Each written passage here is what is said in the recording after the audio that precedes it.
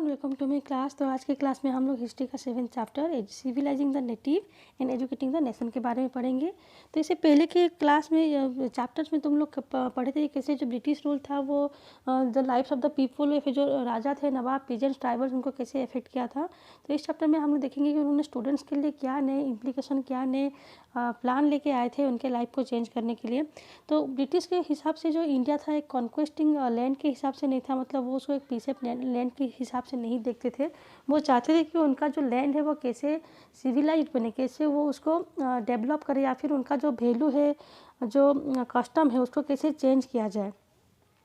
तो क्या नए नए इंट्रोडक्शन उन्होंने लागू किया था, क्या नए प्लानिंग लेके आए थे, उसके बारे में देखेंगे। तो सबसे पहले देखते हैं कि how the British saw education. तो जो एजुकेशन हम लोग आज पढ़ रहे हैं उसका शुरुआत जो है वो आज से करीब 200 साल पहले हुआ था। तो कैसे जो इंग्लिश लैंग्वेज है वो इंडिया में लागू किया गया था, कैसे सारे स्कूल में इंग्लिश लैंग्वेज पढ़ने के लिए बोला गया था, उसके बारे में देखते हैं। तो जब ये नए इंट्रोडक्शन लागू किया गया, या फिर जो नए प्लान लेके आया गया था इंडिया में इंग्लिश लैंग्वेज को इम्प्लीमेंट करने के लिए, तो जो इंडियन लोग थे उनका रिएक्शन क्या था, या फिर उन्होंने इसको किस तरह से लिए थे, उसके बारे में भी देखेंगे। तो उसके बाद देखते हैं द ट्रेडिशन ऑफ ओरिएंटलिज्म। तो in 1783 a person named William Jones arrived Calcutta. तो एक पर्सन का नाम है विलियम जोन्स, जिन्होंने कि 1783 में कलकत्ता पहुंचे थे, जो कि जूनियर जज के हिसाब से अपॉइंट हुए थे। उस समय जो कलकत्ता में सुप्रीम कोर्ट बना था, जिसको कि ब्रिटिश ऑफिसर्स बनाए थे, ब्रिटिश जो कंपनी है उन्होंने सेटअप किया था। तो वहाँ पे वो एज ए जज अपॉइंट होने के लिए आए थे। तो वो जो थे एक लॉ में एक्सपर्ट होने के साथ साथ एक लिंग्विस्ट भी थे। तो यहाँ पे लिंग्विस्ट का मतलब होता है someone who knows and studies several languages. तो जिनको बहुत सारे लैंग्वेज के बारे में पता होता है उनको बोलते हैं लिंग्विस्ट। तो देखो इनको कौन कौन से लैंग्वेज के बारे में पता था। तो he had studied Greek and Latin at Oxford.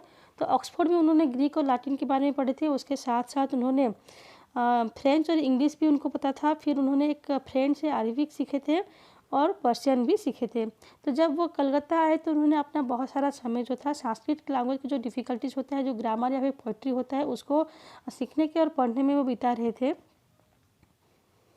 बहुत ही जल्दी उन्होंने बहुत सारे सब्जेक्ट को भी पढ़ना शुरू कर दिया था, जो कि इंडिया का जो एंशिएंट वैदिक टेक्स्ट था, या फिर जो पुराने बुक्स थे on law, philosophy, religion, politics, morality, arithmetic, medicine and other science, इन सभी सब्जेक्ट के ऊपर वो पढ़ना शुरू किए थे। तो जॉन ये डिस्कवर किए कि उनका जो इंटरेस्ट है इंडिया के जो एंशिएंट टेक्स्ट को पढ़ने के लिए, इसी इंटरेस्ट जो है उसको बाकी के ब्रिटिश ऑफिसर भी सपोर्ट कर रहे हैं। तो ऐसे दो पर्सन थे जिनका नाम है Henry Thomas Colebrooke and Nathaniel Hyde. तो उन्होंने भी विलियम जोन्स की तरह इंडिया के जो एंशिएंट टेक्स्ट है या फिर जो एंशिएंट हेरिटेज है उसको डिस्कवर करने में वो बिजी थे। तो उन्होंने जितने भी इंडियन टेक्स्ट था या फिर जो वैदिक लैंग्वेज था इंडिया का, वो सभी को वो इंग्लिश में ट्रांसलेट करके उसको पढ़ने की कोशिश कर रहे थे। तो उन्होंने विलियम जोन के साथ मिलके विलियम जोन्स, हेनरी कोलब्रुक और नेथनियल हाइड, ये तीनों ने मिलके एक एसोसिएशन सेटअप किया था कोलकाता में, जिनका नाम रखा गया था एशियाटिक सोसाइटी ऑफ बंगाल। उन्होंने एक जर्नल भी शुरू किया था, एक मैगजीन, एक बुक भी शुरू किया था, जिसको रखा गया था एशियाटिक रिसर्च। तो जॉन और कोलब्रुक जो थे उन्होंने वो दोनों इंडिया के और एक पर्टिकुलर एटीट्यूड को रिप्रेजेंट करने के वो लोग आए थे। तो जो इंडिया को लेके जो नेगेटिव व्यूज़ था इंग्लिश लोगों के मन में कि इंडिया जो है वो बहुत ही बैकवर्ड है, और यहाँ के जो लोग हैं वो बहुत ज़्यादा अंधविश्वास में बिलीव करते हैं, वो उतने सिविलाइज्ड नहीं होते। तो इंडिया के और एक जो उनका जो एटीट्यूड है उसको वो एक पॉजिटिव एटीट्यूड की ओर ले जा रहे थे। तो उन्होंने इंडिया का जो एंशिएंट कल्चर है उसके और एक बहुत ज़्यादा डीप रेस्पेक्ट वो शो करते थे, बोथ इंडियन कल्चर के लिए भी और वेस्टर्न कल्चर के लिए भी।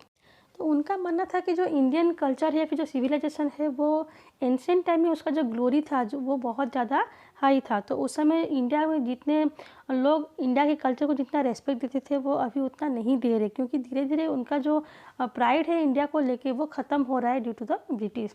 तो ब्रिटिश के आने के बाद जो ग्लोरी इंडिया के लिए होना चाहिए था वो धीरे धीरे डिक्लाइन हो रहा था। इसलिए उनको लगता था कि इंडियन लोगों को समझने के लिए इंडियन टेक्स्ट को पढ़ना बहुत ज़्यादा ज़रूरी है।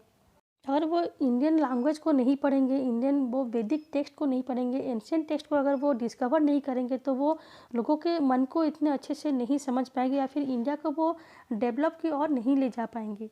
इसलिए जॉन और जो कोलब्रुक थे उन्होंने मिलके इंडिया के एंशिएंट टेक्स्ट को फिर से डिस्कवर कर रहे थे, उसको उसके मीनिंग को समझने की कोशिश कर रहे थे, उसको ट्रांसलेट कर रहे थे और उसको प्रोमोट कर रहे थे ताकि जो लोग हैं उसको समझें। तो ऐसा करने से ये ब्रिटिश लोगों को ना कि इंडियन कल्चर को समझने से वो हेल्प करेगा, बल्कि जो ग्लोरी वो खो चुका है वो उसको भी रीडिस्कवर करने के लिए वो हेल्प करेगा, ताकि जो इंडियन लोग हैं वो भी फिर से अपने पास्ट के बारे में जान सके कि जो पास्ट में इंडिया था वो कैसा था।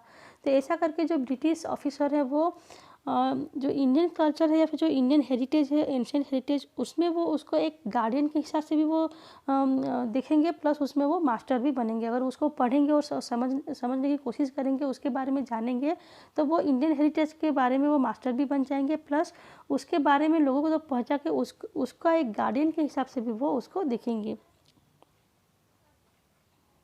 तो जॉन और कोलब्रुक के इसी आइडिया से बहुत सारे ब्रिटिश लोग जो थे वो इंस्पायर हुए और वो भी उनके आइडिया को सपोर्ट किए और ये आर्ग्यू किए कि जो इंडिया में जो है ब्रिटिश लैंग्वेज को उतने इम्पोर्टेंस ना दे के हिंदू और मुस्लिम लैंग्वेज को ज़्यादा इम्पोर्टेंस देना चाहिए, कि जो लैंग्वेज को वो पहले से ही फेमिलियर है, मतलब पहले से ही वो जानते हैं, उसी लैंग्वेज को अगर हम लोग इम्पोर्टेंस देंगे तो वो जो इंडियन लोग हैं या फिर जो मुस्लिम लोग हैं वो उनके ऊपर खुश होंगे।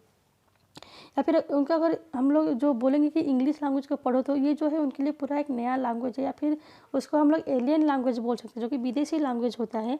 तो उसको समझने के लिए उनको जब थोड़ा डिफ़िकल्टीज हो सकता है, तो उन्होंने ये आर्ग्यू किया कि उनको इंडिया में उनके ही लैंग्वेज को प्रमोट करना चाहिए। उसके लिए बहुत सारे एसोसिएशन बनाना चाहिए, या फिर स्कूल कॉलेज जो है वो सेटअप करना चाहिए। तो ऐसे करेंगे तभी जाके वो इंडियन लोगों के दिलों पे राज कर पाएंगे। इसी ऑब्जेक्ट के साथ एक मदरसा जो था वो कलकत्ता में 1781 में सेटअप किया गया to promote the study of Arabic, Persian and Islamic law. तो उसके साथ साथ बनारस में भी एक हिंदू कॉलेज इस्टेब्लिश किया गया था, जो कि 1791 में बनाया गया था, to encourage the study of ancient Sanskrit text that would be useful for the administration of the country.